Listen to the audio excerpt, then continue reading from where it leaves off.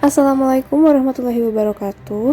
Kami dari kelompok 5 yang beranggotakan Eva Suryaningsih, Wulan Damayanti, Dea Indrani Oktaviani, dan Sobihatur Rojabiah akan mempresentasikan hasil diskusi kami mengenai pengauditan siklus investasi dan pendanaan. Yang pertama adalah siklus investasi. Siklus investasi suatu entitas atau perusahaan berisi kegiatan-kegiatan yang berkaitan dengan kepemilikan surat berharga yang dikeluarkan oleh perusahaan lain. Surat berharga tersebut dapat berupa sertifikat deposito, saham biasa, saham preferen, obligasi pemerintahan maupun obligasi perusahaan. Skop siklus investasi dan pendanaan dapat dirangkum sebagai berikut. Untuk fungsi bisnis utama, ada dua, yaitu dana modal didapat dari investor dan kreditor, dan yang kedua adalah dana modal digunakan untuk operasi atau diinvestasikan secara temporer sampai tahap operasi selesai. Untuk aktivitas, pada investasi terdapat penjagaan, pencatatan, penilaian, akuisisi dan investasi obligasi jangka pendek, penjualan, dan pendapatan. Pada utang terdapat pencatatan, pembuatan, dan pelunasan utang dan bunga.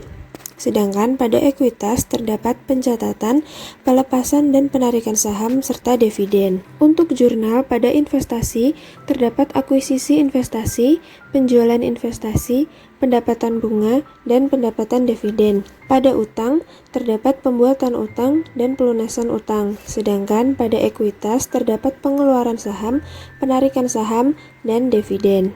Untuk formulir yang digunakan pada investasi, terdapat sertifikat obligasi, surat berharga, dan sertifikat saham.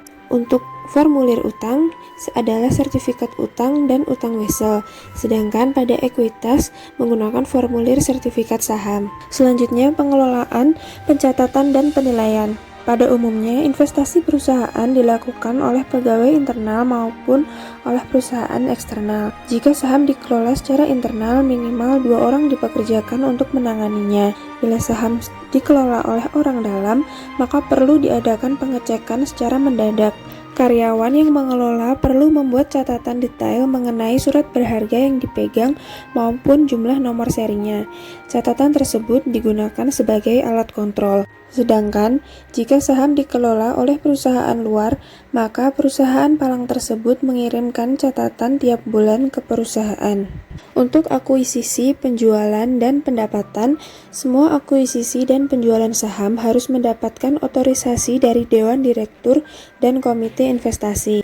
Utang dan surat berharga mendatangkan biaya bunga dan pendapatan dividen. Pendapatan dividen diakui saat diumumkan.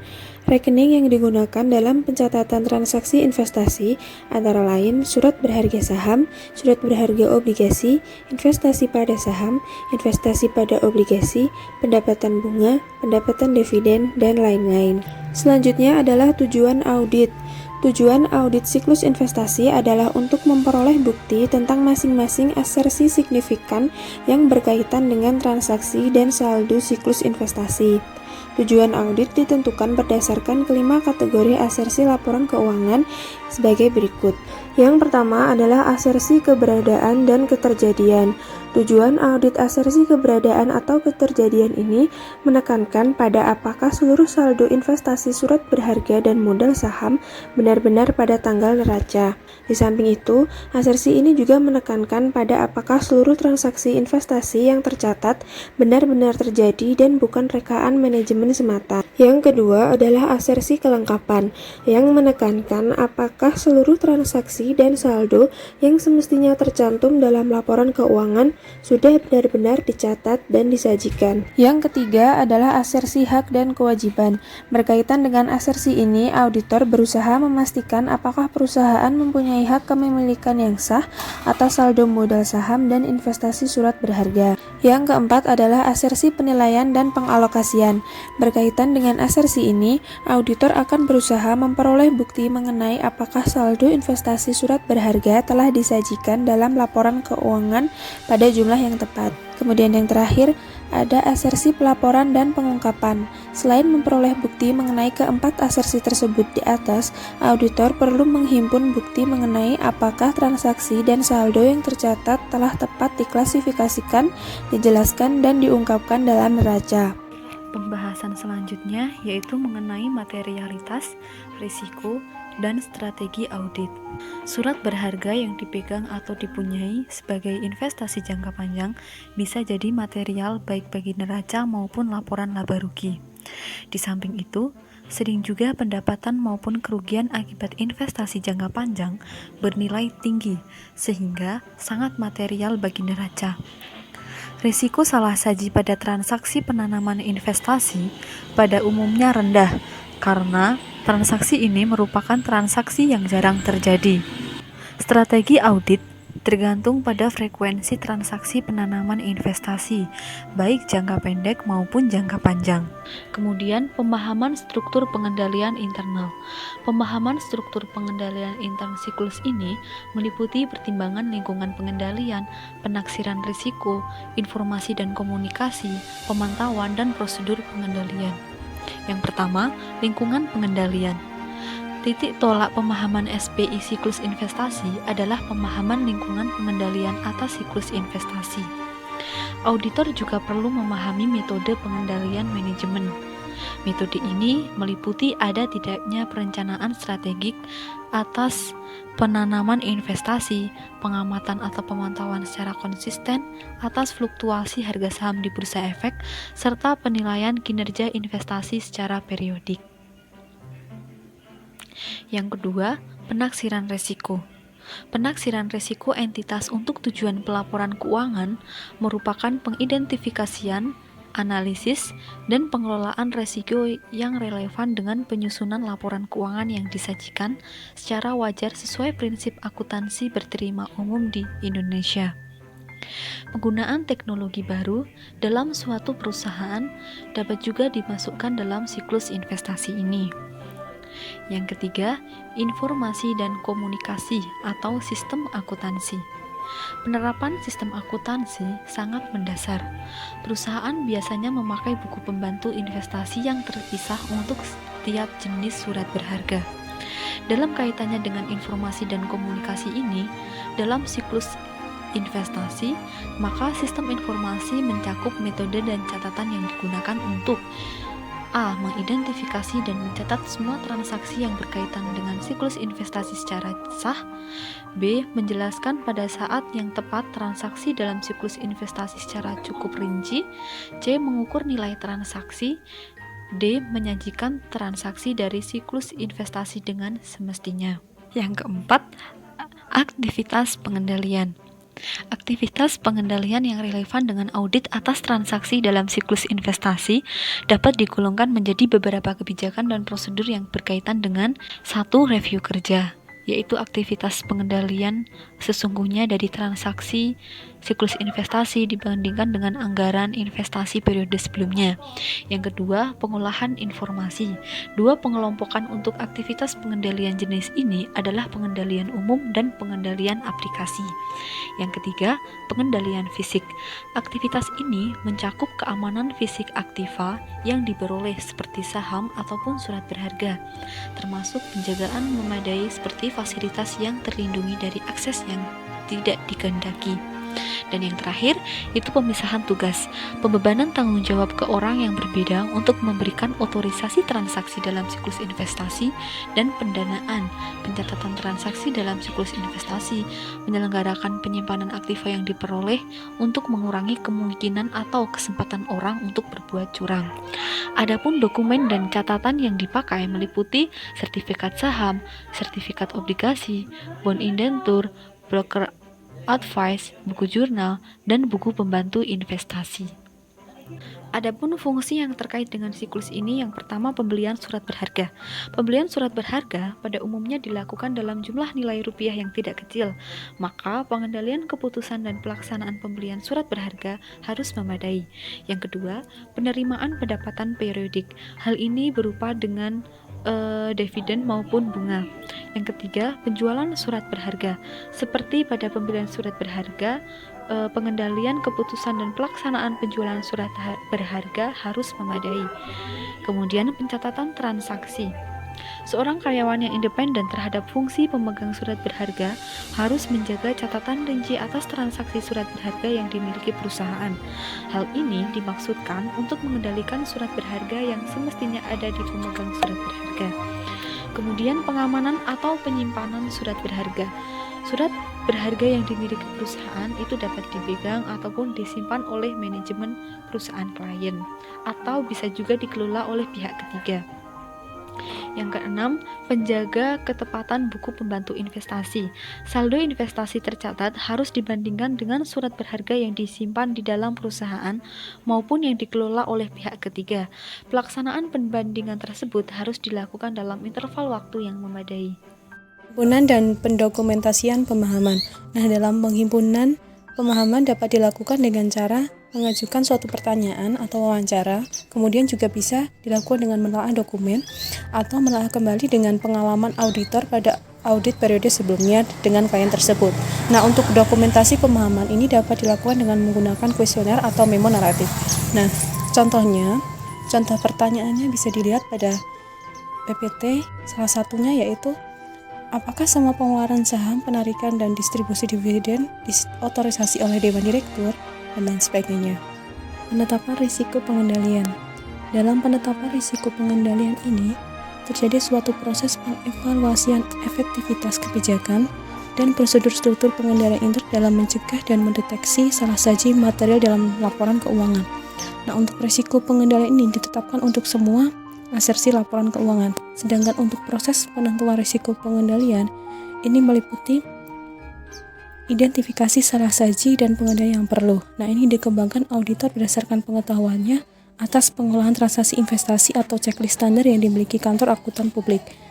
Yang kedua yaitu pengujian pengendalian yang dilakukan dapat menghasilkan suatu bukti mengenai efektivitas rancangan dan operasi pengendalian. Yang kemudian bukti tersebut digunakan untuk menetapkan risiko pengendalian untuk setiap asersi yang terkait dengan transaksi investasi. Masuk pada pengujian substantif saldo investasi.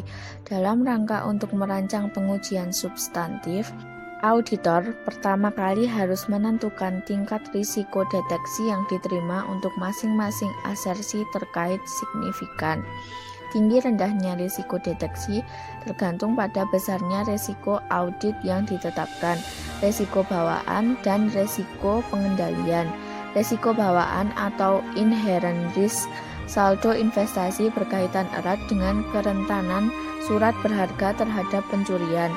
Hal ini disebabkan oleh sifat surat berharga yang likuid seperti layaknya uang tunai. Di samping itu, risiko bawaan saldo investasi berkaitan erat dengan kemungkinan kesalahan dalam mengklasifikasikan surat berharga dalam neraca. Risiko bawaan untuk asersi penilaian dan pengalokasian dipengaruhi oleh kompleksnya dan rumitnya metode penilaian. Metode penilaian meliputi penggunaan metode LCOM atau the laws of cost or market, metode equity dan amortisasi premi dan diskonto obligasi. Materi yang selanjutnya adalah pertimbangan program audit. Auditor dapat merancang program audit untuk mencapai tingkat risiko deteksi yang dapat diterima untuk masing-masing asersi. Pada umumnya, pengujian substantif lebih banyak diterapkan untuk asersi keberadaan atau keterjadian, serta penilaian dan pengalokasian. Bila tingkat risiko deteksi yang dapat diterima adalah rendah untuk suatu asersi, maka lebih banyak prosedur pengujian substantif yang perlu dilakukan dan auditor perlu mengintensifkan efektivitas prosedur pengujiannya. Di samping itu, auditor juga dapat memodifikasi penentuan waktu dan luas pengujian substantif tertentu. Pertimbangannya yang pertama adalah prosedur inisial. Pada tahap ini, auditor berusaha untuk mendapatkan data mengenai investasi pada awal tahun dengan menganalisis data yang ada di dalam kertas kerja tahun lalu. Kemudian melakukan analisa untuk menentukan adanya aktivitas yang tidak biasa, data-data yang berkaitan dengan penambahan dan pengurangan investasi yang ada di dalam schedule diversifikasi secara matematis untuk menentukan keakuratannya. Auditor harus menguji ketepatan perhitungan matematis saldo-saldo rekening yang terkait dengan transaksi siklus investasi. Hal ini dilakukan dengan cara menghitung kembali saldo dalam setiap akun investasi dalam buku besar. Yang kedua adalah penerapan prosedur analitis. Prosedur analitis atas saldo investasi meliputi keterkaitan di antara akun-akun tertentu dalam periode berjalan dan analisis rasio tertentu. Hasil rasio tersebut kemudian dibandingkan dengan data klien sebelumnya atau dengan ekspektasi dalam anggaran. Rasio yang dapat dipakai untuk menentukan prosedur analitis antara lain adalah tingkatan ROI atau Return on Investment dan rasio investasi per total aset. Yang ketiga adalah pengujian detail saldo. Pengujian detail saldo ini ada dua. Yang pertama adalah vouching penjurnalan dalam akun investasi. Berbagai penjurnalan rekening dapat dilakukan klien. Klien dapat melakukan penjurnalan atau investasi atau pembelian surat berharga. Dalam hal ini, auditor dapat menelusuri atau vouching penjurnalan ke broker advice dan canceled check atau cek yang sudah dibayar oleh bank dan cek tersebut telah dikembalikan pada klien. Klien dapat melakukan penjurnalan atas penjualan pelepasan, investasi atau penjualan surat berharga. Dan yang kedua adalah konfirmasi surat berharga yang dipegang atau dikelola pihak lain. Kadang, surat berharga yang dimiliki klien tidak dipegang atau disimpan oleh klien. Klien kadang menitipkan surat berharga pada pihak lain untuk alasan jaminan keamanan. Di samping itu, klien dapat menggunakan surat berharga sebagai jaminan pada pihak lain tersebut. Auditor dapat melakukan konfirmasi positif dalam hal ini. Kemudian yang keempat yaitu uji cut-off. Uji cut-off dilakukan untuk menentukan apakah transaksi surat berharga yang mendekati tanggal neraca dicatat pada periode yang tepat. Tanggal transaksi dan jumlah masing-masing review transaksi harus sama dengan catatan detail dan posting dalam buku besar. Uji cut-off juga dilakukan untuk mendapat pendapatan investasi yang mendekati tanggal neraca dan pendapatan bunga akrual harus ditelaah kelayakannya. Pada uji cut-off ini ada beberapa hal, yaitu yang pertama adalah inspeksi dan perhitungan surat berharga di tangan. Inspeksi ini memungkinkan auditor untuk mengetahui keberadaan investasi tersebut. Yang kedua adalah menghitung kembali pendapatan yang diperoleh. Pendapatan dari investasi dapat diversifikasi dengan bukti dokumen dan perhitungan kembali. Kemudian yang ketiga adalah menelaah dokumen mengenai nilai pasar surat berharga. Nilai pasar surat berharga pada tanggal neraca dapat dihimpun dari pasar modal atau bursa efek. Di samping itu, auditor dapat menentukan nilai pasar dengan cara melihat data harga pasar yang tercantum dalam buletin pasar modal. Dan yang keempat adalah membandingkan penyajian laporan keuangan dengan prinsip akuntansi yang berterima umum. Penyajian saldo investasi yang tepat meliputi identifikasi atau klasifikasi berbagai tipe investasi dalam neraca dan pengakuan pendapatan, laba atau rugi dalam laporan laba rugi. Auditor juga dapat menentukan apakah pengungkapan sudah memadai dan meliputi antara lain apakah metode equity digunakan dan metode penilaian lainnya. Sekian presentasi dari kelompok kami. Apabila ada kesalahan kami mohon maaf.